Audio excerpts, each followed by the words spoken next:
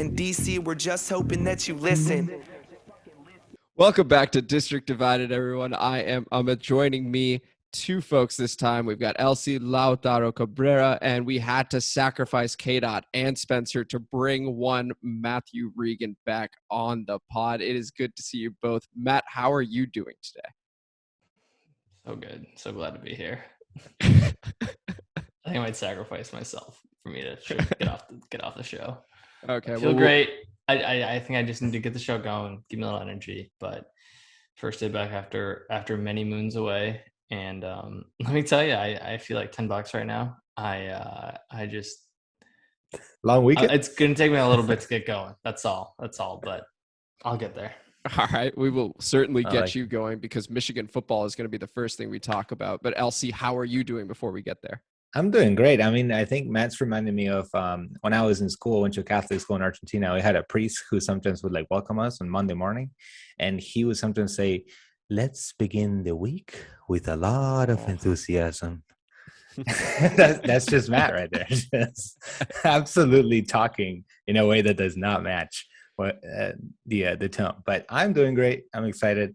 Maybe we'll get a little more screen time. So Kadina and Spencer will have to fight for it next time. Hey, to me, more shine for the good ones. So I'm very much looking forward to today's episode. We're talking about three main things. Number one, college football is back. That's going to get Matt Regan going over here because Michigan looked fantastic. So we're going to talk about them.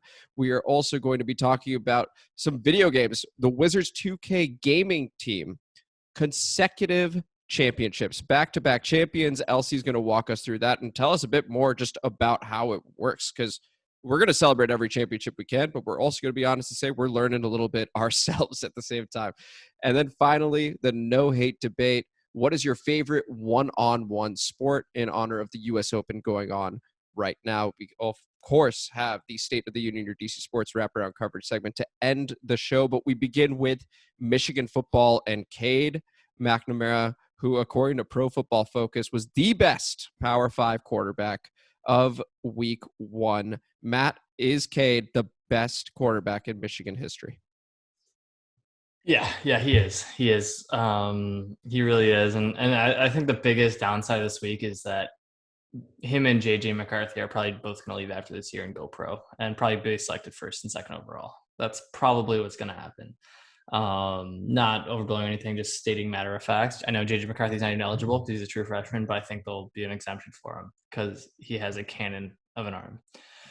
But no, that being said, I mean, this is definitely the least hype I've been for a Michigan football season in a long time. We were 2-4 last year.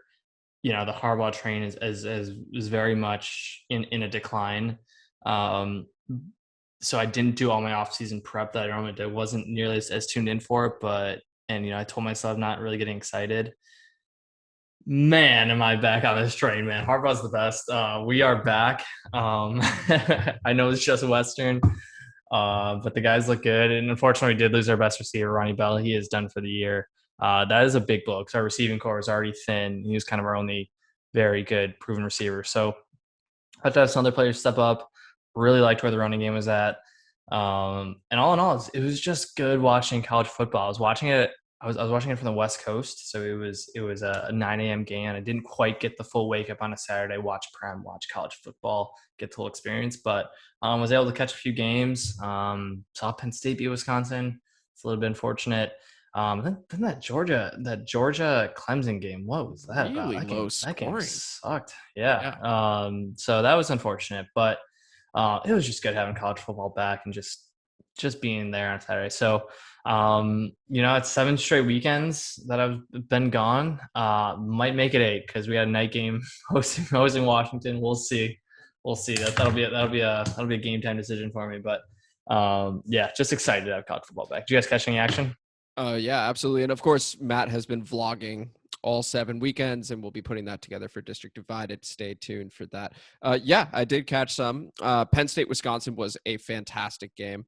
I was over for Labor Day weekend. I was in Stone Harbor, New Jersey, and one of our buddies is a Fordham fan. So he went to Fordham, and so we saw the game where Fordham was underdogs by, I think, 37.5 to Nebraska. So we naturally put money on Fordham. They did not cover that spread. So Fordham just got their shit kicked. So we switched over to Penn State, Wisconsin. Great game. Epic win for Penn State. Much needed after they started 0-4 last year. All in all, I'm thrilled college football is back. But yeah, that Georgia Clemson game, very underwhelming. LC, did you catch any? I did. I caught a little bit of Ohio State. My wife being from Ohio is the only team that I have any relationship to. And, we didn't even know the season was starting because it was like, it felt a little early, right? Like, I guess people are going back to school. I don't know. I'm not keeping track of stuff. And the game was on. We were like, is this a regular season game? And so, yeah, game one, it was on. We watched pretty much the whole thing while we did other stuff. I think that's the only way I can watch a full football game. But it was pretty entertaining. I think they were down at the half.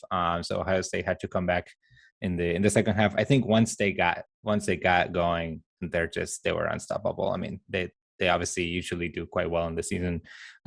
Whenever they lose, it's like they just lost, the season's over. It's like a whole drama in Ohio. So yeah, I got to watch a little bit. I'm excited. I was a little bit, I don't know, I guess I still have a little bit of like COVID, like you see a crowd and I just feel a little bit uncomfortable. Like, like you just see a crowd and everyone's like packed together and you see all the students like just celebrating. Like, to me, that still is making me a little bit weird. I don't know. I guess we still have some, we're not fully out.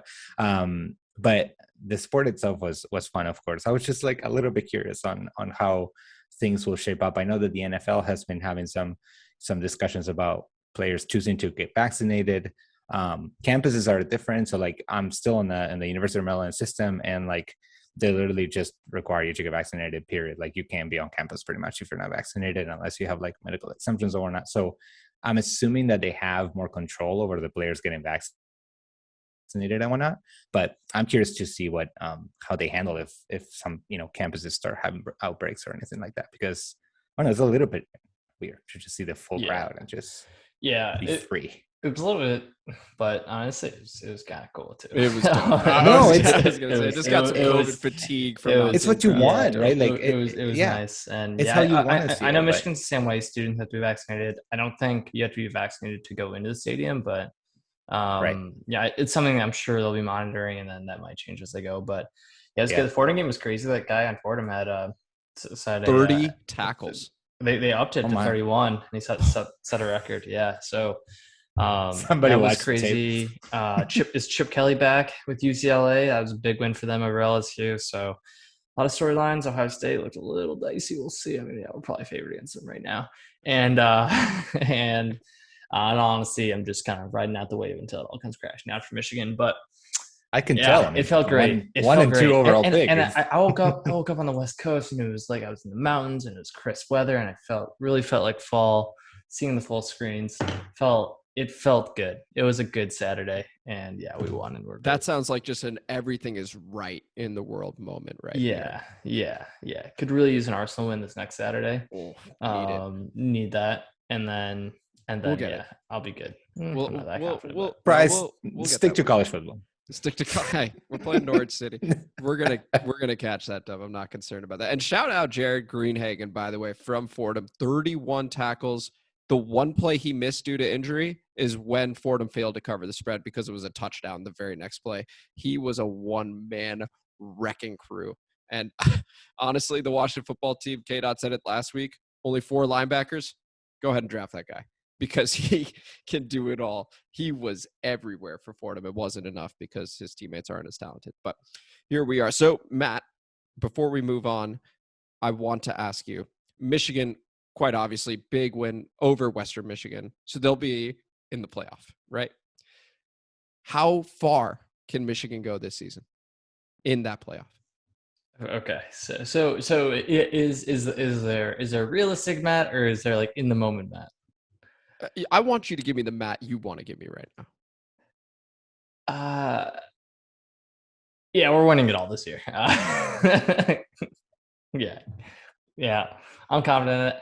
I'll say this is, I want to see him against a true a true top defense.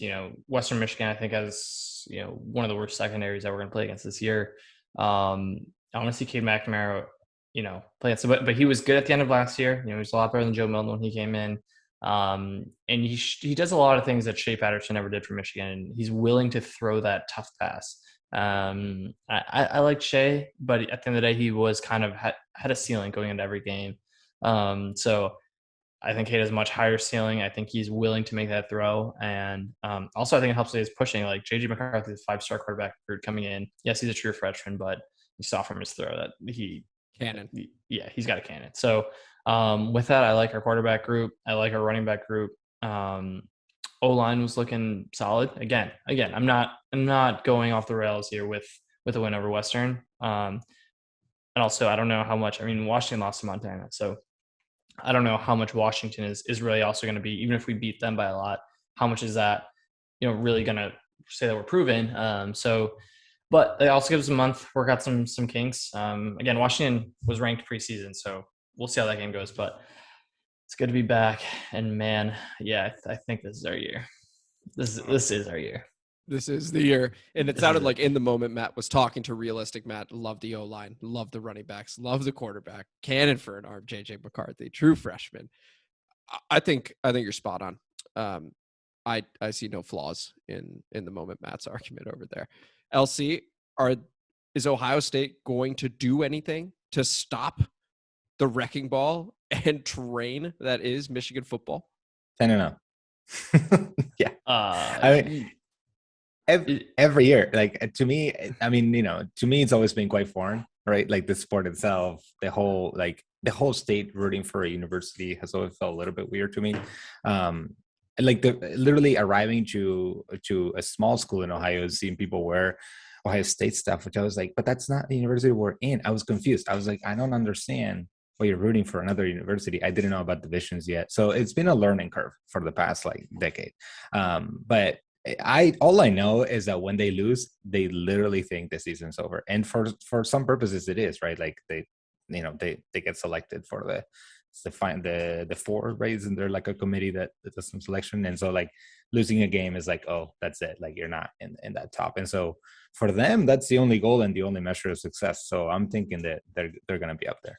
Yeah. Okay. Fair enough. So looking forward to Ohio State, Michigan on this podcast weeks down the line, but very much looking forward to it. Let's now move on to video games, more specifically the Wizards 2K gaming team. They have gone back to back. LC, why don't you go ahead and let us know what happened, who they beat, and just how the 2K gaming even works. Yeah, so you might remember in the middle of the pandemic when like we were out of content on TV, no sports, you had no idea what you were watching. I remember at least there was a point when I saw it was like Wizards against somebody and it was live and it was NBA and I kind of missed the word 2K and I said, yes, let's watch it. And then I saw a video game on TV. I was like, what the fuck is going on? So this has been the league for 4 years now. It's a 2K league. But teams of the NBA actually sort of have a team, sort of have like a division that is about esports, and they play in this league. And they support the teams like financially. They have the manager of the Wizards DG, which stands for District Gaming. The manager of the Wizards DG is in contact with people from the Wizards, from the Washington Wizards, of course, and they sort of try to work together. They're part of Monumental Sports. They're a real organization. Like it's not just some guys who play in a league. It's part of the Wizards family, and so it's the fourth season. The Wizards have won the last two. First team ever to win multiple championships. Obviously, the league being so young. And the way it works is each team has 6 total players, 5 who are playing, and then 1 who's sort of like a sub. They call him a 6th man. I was kind of having a little bit of a laugh, thinking like, what's an injury that you may need a replacement for? Like, I don't know. You get a really bad headache and then you can bring another guy, or you have a court date. Yeah, I don't know. Yeah, exactly. The coach is like, you know what? Your fingers are not moving well today. You just got to put the 6th man in. I don't know. But the idea is that obviously they play 5v5. Each player controls, a video game player. And in the playoff section, there are matches to 5. So you play best of 5 games. and Wizards actually won 3-0 against the Jazz Gaming in the finals. So they won all the first 3 games. That's it. That's the championship. The cool thing about it is if you play 2K, I play against you and I'll pick the Wizards. You pick, Spencer will pick Golden State. And so he's got Steph Curry. I have Bradley Beal and whatnot. That's not how it works in this league. They don't play with real NBA players. What they have is what they're called archetypes. And so let's say that you like to play point guard, you have 5 archetypes of a point guard. So you have something called, for example, I want to be a point guard scoring machine. And so that player has special badges that are good at scoring, and maybe he's not that great at defending or not that great. He may not be that great at other things like passing. Or you can say, no, I want to be a point guard, but that's a passer. And so the stats for that player change, the badges for that player change. So the players on the field, on the video game are not recognizable players. They'll have different looks and whatnot, but they're archetypes in terms of stats. And that's a way, I think, of leveling the field. Obviously, all these archetypes are made by 2K, and I'm sure they're mathematically made to be fair and whatnot. And you can't have a point guard who's really tall or whatnot. So the idea is that to sort of level the field, and that way any differences between the games are based on the skill of the players behind the controller. So that's how the league works. There's a draft, so teams select players who sort of say they want to be in the league, and they obviously compete in other leagues and they play online, and they are recruited to be in these teams. So it's a huge endeavor. It was really interesting to read that as of fiscal year 2021, it had turned profitable. The Wizards District Gaming, which is like amazing to be such a young organization. So a lot of growth in this area, a lot of excitement for what's to come as more NBA teams are also trying to have an esports division as well. And hey, out of all the partner all the prizes that the Wizards DG won, it was about $500,000 in prizes for winning this championship. So a lot of money in there, a lot of growth, a lot of future. Obviously, a lot of young people are interested in this kind of platform. Like all the games are on Twitch, some of the games are on ESPN. So a lot to look forward to, and the Wizards are going to be in the lead for a while if they can hold some of these players. All right, well, hey, thanks for the summary, LC. So that was one of the first things I was thinking about, was like, because I was reading the article and I was like, this dude averages 22 and 11. And I was like, is he not controlling the whole team? So he is controlling one of the archetypes that you were talking about. That's interesting. So there are 5 of us on District Divided. If we were to challenge them and maybe be sponsored by 5 guys, we just do a couple quick practices here. Do you think we could score points? Do you think they would even reply to us, or are they above us? So like, from what I saw, yes, they're above. Of course, they're up. Like that's. I mean, they're no. In terms of talent, absolutely. They are, in terms of talent and skill, absolutely. Would if we reached out, do you think they would get back to us? These guys are champions. Champions. Okay, I just they have literal rings. Okay, respect the ring. Would you ping Steph for a game of pickup? And you think he'd respond? No, same thing. Same thing. You think it's the same thing? Understand our you place. Can win a sweepstakes to play a pickup with him. I mean, I saw some of the footage of the games, and like these guys are, the release of the shot, like they're releasing excellent, like so often. I mean, it's things that like, and when I play, like I never get released excellent. Like these guys just know how to do everything that you can do in the game. And obviously they're doing it against other guys who can also do it. So I think they will absolutely demolish us with their 100% hand. Would you guys ever watch like a 2K game? You're saying like moving forward, or are you saying moving forward? Sure. At this point, why not? That's interesting. Just see what it's about. I honestly thought that the archetypes thing study my opponents because we might play these guys. Right.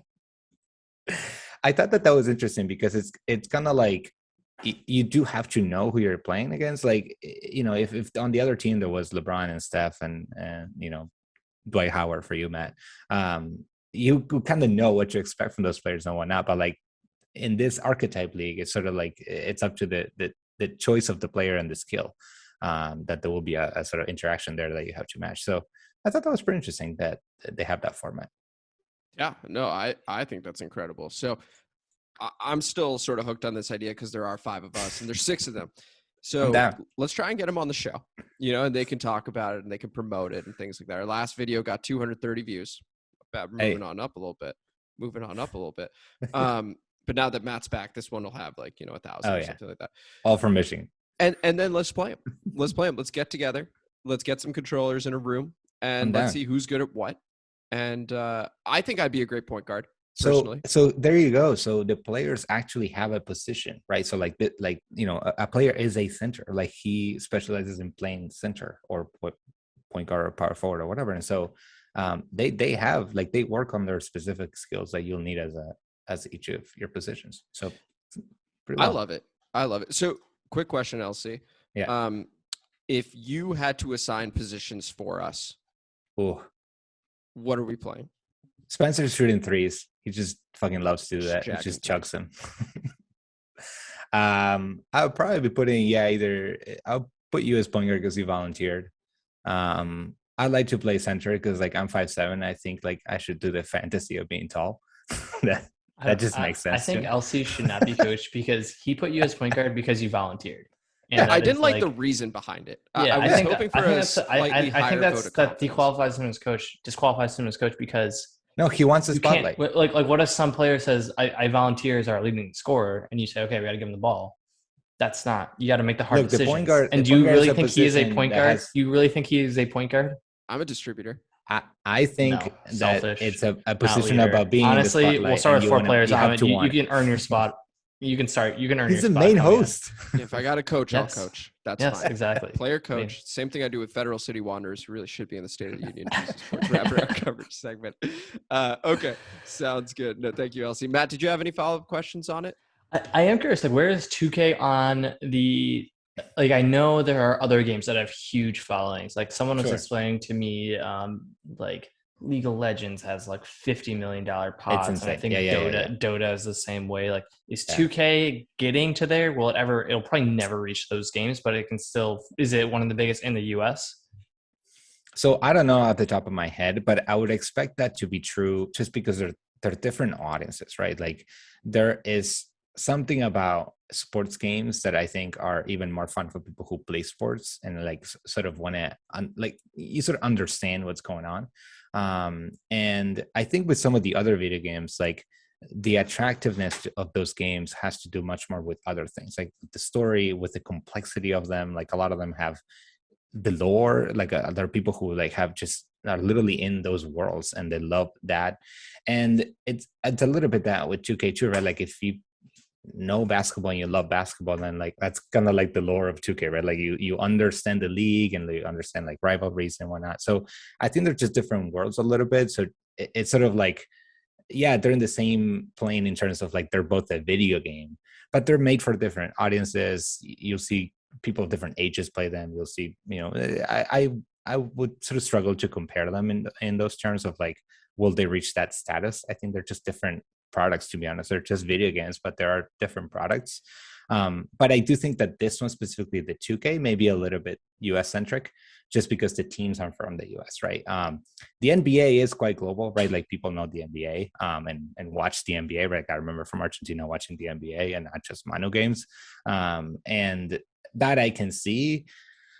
Will the 2K league go global and have a global perspective? I don't know. I mean, I don't think anyone would have predicted this 10, 15 years ago. Maybe some visionaries did and now they're rich, but I don't think it was that obvious that this was going to grow the way it did. So maybe if we're skeptical of that going global now, they'll shut our mouths in 5 years and be like, look at this global brand. So yeah, well, I think I was obviously joking a little bit before, but I think this actually has huge market potential also because the NBA is so good with their social media and marketing. Yeah. And it sounds like you said the Wizards DG is in touch with the Wizards, right? So if the other teams are in touch with, their respective organizations, I could easily see this growing and being global as well. So the market definitely seems big for this. There were a few international players in this season. Most of them were American, but there were a few international players in this season and sort of drafted from leagues across the world. Yeah, and I see now there's an EMLS too. I wonder how that's doing because I feel like there's a big FIFA market. But I don't know. The MLS marketing also isn't that great. So I was kind of laughing at there was the 2K sort of little fact sheet was saying 2K is the like leading NBA game for the last 20 years or something. I'm like, what other game is you have the licenses? What other game is there? Who's your competition? There was NBA Live as a kid, Oh, but I think I wanted EA that. stopped. They had great doing it. soundtracks. EA Sports. It's a good soundtrack. Yeah, it was good. And then once I remember 2K made like the joystick shooting, and once they did that, That's EA it. didn't have it. And that was Competitive advantage, man. Yeah, Just exactly. imagining the NBA Live like designers just being like, "Oh fuck, Yeah. the joystick thing, it's over." Everyone's like, fuck, dude, I gotta start looking for a job. Yeah, I'm out. That's how they consumed it. All right, thank you, LC, for talking about Wizards 2K gaming and just 2K gaming in general. I do think that there is huge market potential for it, and it already sounds like it is growing. So congratulations to the Wizards 2K gaming team. Looking forward to having you on at some point and then challenging you guys to a just good old game of 5-on-5. Give us like the all-star teams though. You could probably beat us with the we should take archetypes. some So, odds. yeah, definitely give us an advantage in terms of talented players. Give us like just the old. We'll play with the Monstars just to Thank you. continue. Give us the Monstars. Play with the archetypes. We'll see how this goes. Let's now talk about our favorite one-on-one sports. We go from video games, which we would normally play one-on-one, to now the actual one-on-one sports. And I want to begin with Matt. What would you say your favorite one-on-one sport is? So I have a question. Is this truly one-on-one or is this individual sports? I think you have the latitude to be able to say it's an individual sport. Okay. I am actually going to take a alternative look at this. And I'm going to say my favorite one-on-one sport is baseball because it's really a one-on-one game. The pitcher-batter duo, I think, is an ultimate one-on-one in sport. And it's awesome to watch, and I love it every single time. Now, that's a little bending of the rules. I know you guys are real sticklers I was here. gonna throw a flag. I don't have one. But So I would say tennis. To play or to watch. Your choice again. Great. I have Great. These I are great have rules that you set forth here. Good job. Good job. Point I have guard. one You're the thing one about asking tennis. Anyways. I would say then tennis. Yeah. I don't think it's even close because I don't really watch golf. I don't really watch any other sports. So yeah. My answer is my answer is yeah. I don't know. I didn't even watch the Olympics. Here's the bone to pick with tennis for me is that in the major opens when the games are to best of 5, who can tolerate 5 hours of a game? And it is insane to have those games be so long. I was watching Schwartzman, the only Argentinian left, and but 5 sets means it's like a good game. I understand that, but back and forth. I know it's a slugfest. I get that, but that at some point, like you want to go do something else. I mean, when I went to watch some of the City Open with Spencer, and we watched some games that were obviously their best of 3 at that point.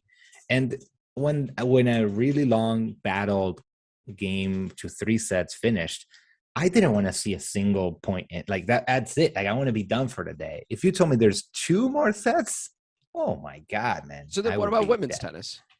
Yeah, that's I like that better. I agree that it doesn't leave a lot of room for error, right? Like there's in 2 sets that you can fuck up and you're out.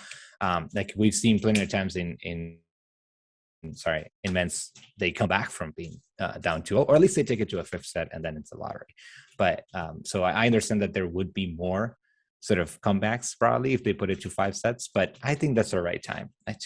Let's call it at 2.5 hours, please. I do think it does lead to more upsets in the women's game, right? I think naturally you would have less, less of like the Djokovic and Federer semifinals, right?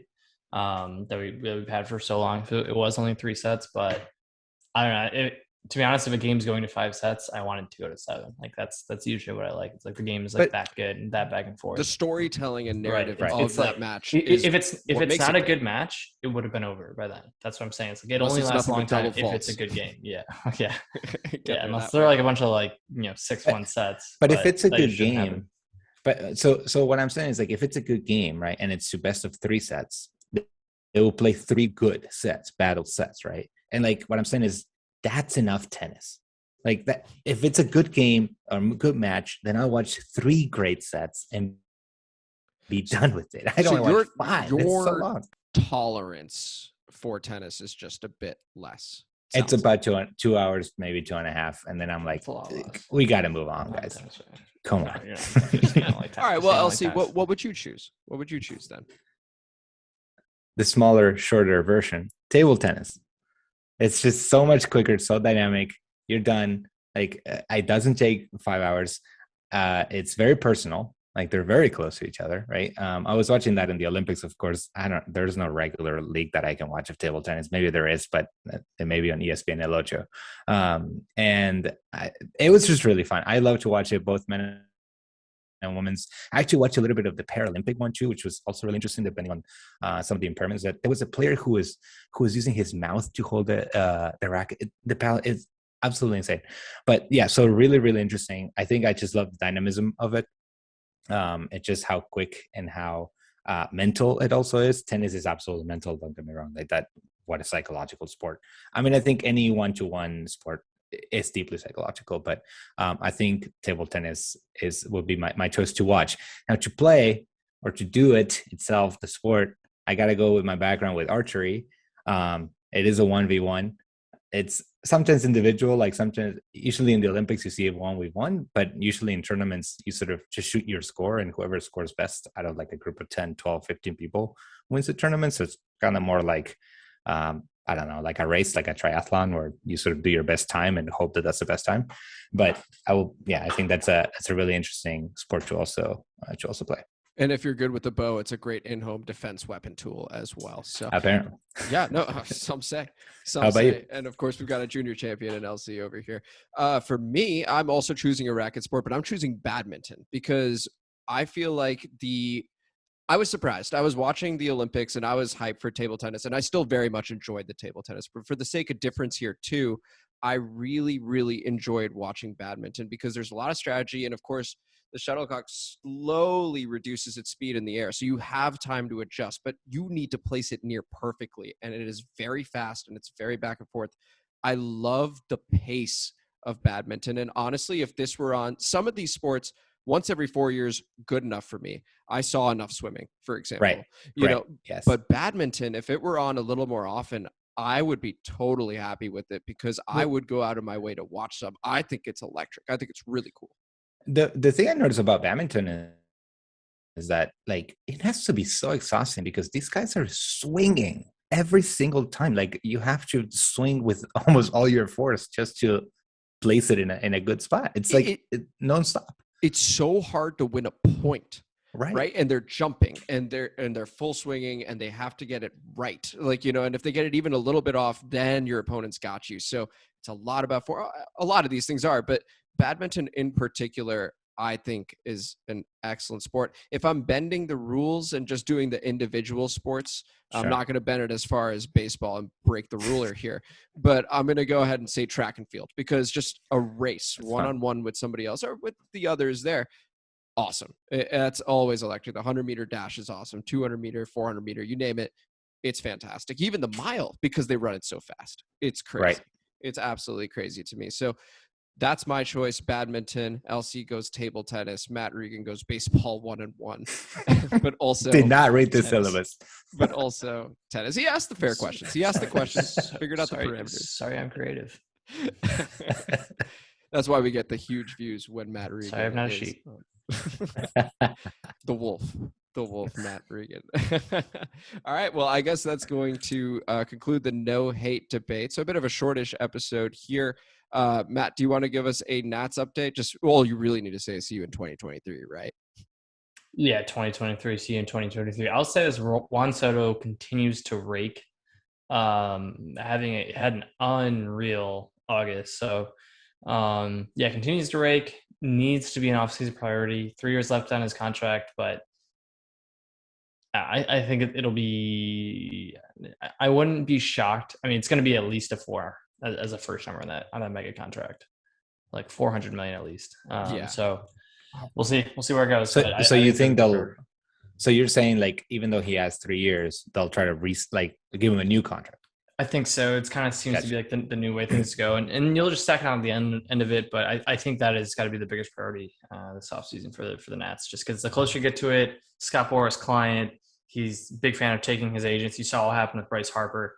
You saw what happened with like Chris Bryant. So it's big to get him on as early as possible. And if that means throwing the bag, I don't think any Nats fan would argue with that. He is a top 5 talent in the game. He's young. Get it done. Yeah, and I'd go ahead and take it a step further and say it would be a total failure of the Nats organization to let him go anywhere because the moves were made so that you could pay Juan Soto. Otherwise, you could have kept Trey Turner, for example, because it sounded like he wanted to stay, but you were only paying one. So if you're paying none after that, total failure by the Washington Nationals. So I fully expect that Juan Soto will be the top priority this offseason. Thank you for the update there, Matt. Now quickly zooming through, how about college soccer? Your Georgetown Hoyas are number 1 in the country, according to the U.S. Coaches Poll. They're 3-0, and so is the number 7 team in the country, your Maryland Terrapins. And they play each other this Saturday at 1 p.m. at Shaw Field. That is Georgetown's home field. The game can be streamed on Flow FC. I've never heard of Flow FC, but apparently you can stream it there. So if you want to watch it, either go to the game at Georgetown or stream it on Flow FC. Sometimes the university itself, like website, will have like a stream. So like if it's not listed there, I would recommend also going to like Googling on the actual university websites. Because they'll have like their own stream. I mean, my freaking university at D3 used to do it, and other schools used to do it too. So like I know they may have it. That's interesting. I mean, Georgetown's a pretty wealthy university as well. I wouldn't be surprised if they had some sort of deal. They for sure record the game. Like they watch tape. Yeah. That's for sure. But they may be streaming it as well. And then moving on to college football, the Maryland Terrapins also 1-0, also going to be in the college football playoff this season. They beat West Virginia 30-24. Talia Tagovailoa, Tua's brother, starting quarterback for the Miami Dolphins, threw 3 touchdowns in the win. Up next at home against the Howard Bison on Saturday at 7:30 p.m. The game can be seen on the Big Ten Network. Honestly, Howard's even closer than Maryland. It's literally just a few blocks that way. So maybe we should be covering them just a little bit more as well. On to the Washington Mystics. We lost both our games last week in the unbelievable merry-go-round of injuries where Tina Charles came back and Elena Deladon still out after re-aggravating that back injury, although she should be back for the games coming up this week. Still, Mystics head coach Mike Tebow has said the Mystics injury problems in his half a century years worth of coaching, worst he's ever seen. Worst he has ever seen. The Mystics are in 9th place with only 5 games remaining, 1 back of a playoff spot, and there are 3 games this week. 1 against the Seattle Storm at the time of this recording, 1 against the Atlanta Dream Friday at 7 p.m. on NBA TV, and then against the Chicago Sky on Sunday at 3 p.m. on ABC. And again, big games for the Mystics. What's up? If we make it to the playoffs, right, which sounds like we're close, would we get some of those players back for the playoffs? Yes. Okay. It sounds like we would. So all of a sudden, we're a really dangerous 8 seed. So that the NBA goes, what the heck? Was that what happened? It was, so it's kind of like in the last year in the NBA, it was like, wasn't LeBron injured? They were like, we got to get you exactly. And then the Lakers pop up in a play-in game, and people are like, the hell? Like, now, thankfully, so the Suns were able to take care of business, but yeah, it's a scary proposition. It would be a near equivalent because Elena Deladon's one of the best to ever do it in the WNBA, and Tina Charles is having an MVP season. So you wouldn't want to see both of them at the same time.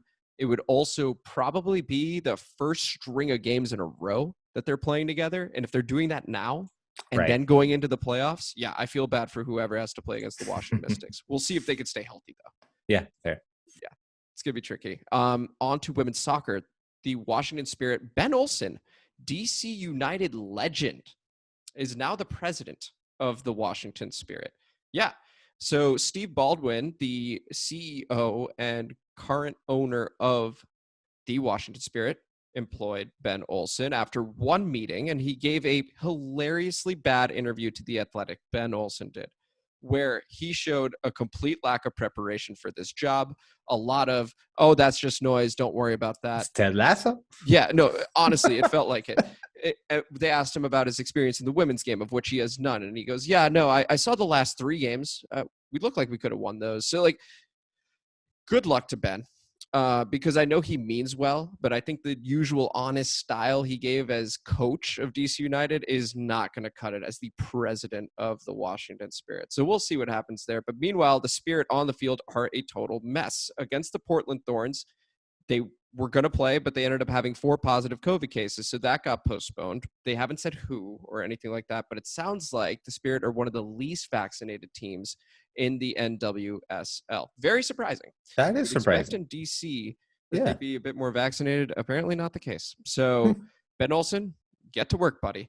But we do have a game this Sunday, as of right now, against the OL Reign at 5 p.m. The game can be seen on Paramount Plus. Now let's talk about Ben Olsen's old employers, DC United. There was no game last week because of the international break. Team USA just not doing well with 2 draws over there. But we're back in action this week, Saturday at 7 p.m. against the New York Red Bulls. The game can be seen on NBC Sports Washington and streamed on DCUnited.com. And finally, the NFL is king, and it is back. Starts this Thursday with Dallas and Tampa Bay. The Washington football team kick off on Sunday at home against the Los Angeles Chargers, one of the dark horse teams in the AFC. The game is Sunday at 1 p.m. on CBS. And once again, K-Dot and I will be doing a episode where we talk more about the matchup in general. We may even get into some prop bets, some fantasy advice. Should be a fun one. So we'll deep dive into the LA Chargers as well as the Washington football team. But for now, this is District Divided. Wait, hold up. You guys are going solo?